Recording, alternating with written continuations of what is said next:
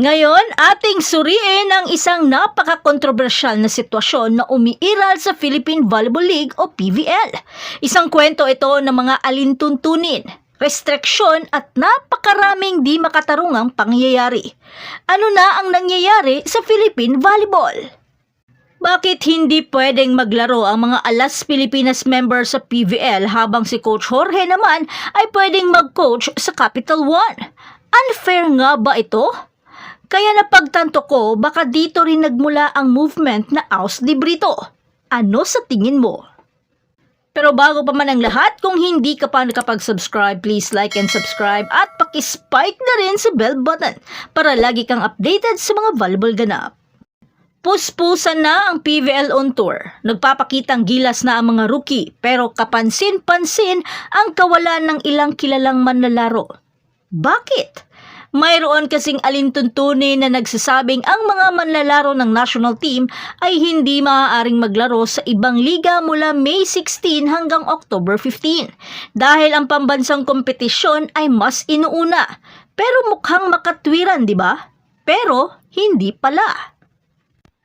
At narito ang twist. Dahil si Coach De Brito, ang coach ng Women's National Team na coach din ng Capital One sa PVL on Tour, ay nakikinabang ang kanyang kupunan sa alintuntuning nag-aalis sa kanyang mga manlalaro sa pambansang kupunan. Pero ito ay nagdulot ng matinding gulo at usap-usapan.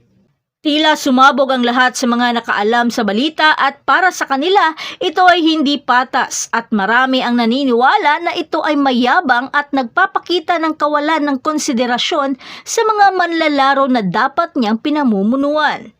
Samantala, sumang-ayon din si Ricky Palou, ang presidente ng PVL, na nagsasabing ito ay isang malaking hindi makatwiran na alintuntunin. Sinabi niya na si De Brito ay hindi dapat payagang mag-coach sa PVL habang ang kanyang mga manlalaro sa national team ay hindi rin pinapayagang maglaro sa PVL. Ngunit itinuturo niya na ito ay isang desisyon ng Philippine National Volleyball Federation o PNVF. Kaya ano ang mga posibleng mga solusyon? Iminumungkahi na ang alintuntunin ay maaaring baluktutin, hindi para sirain, upang mapantayan lang ang larangan. Ngunit tumanggi ang Volleyball Federation o FIVB at dito na marami ang nagtaka. Bakit? Gayunpaman, ang FIVB ay tumangging umanong mapagaan ang mga restriksyon dahil sa mga alalahanin tungkol sa pakikipagkompetensya sa mataas na sahod ng mga pribadong club.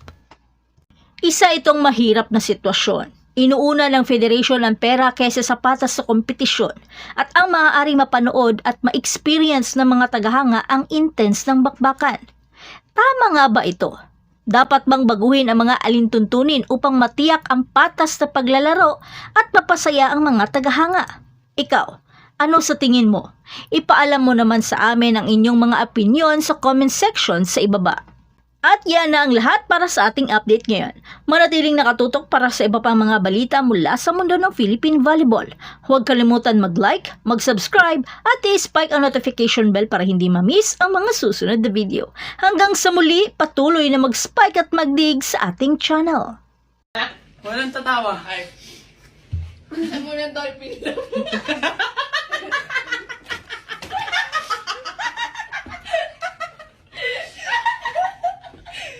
Kaninong dolphin tayo? Diyan, nalulunod na ako sa tubig. Hindi ka manginom.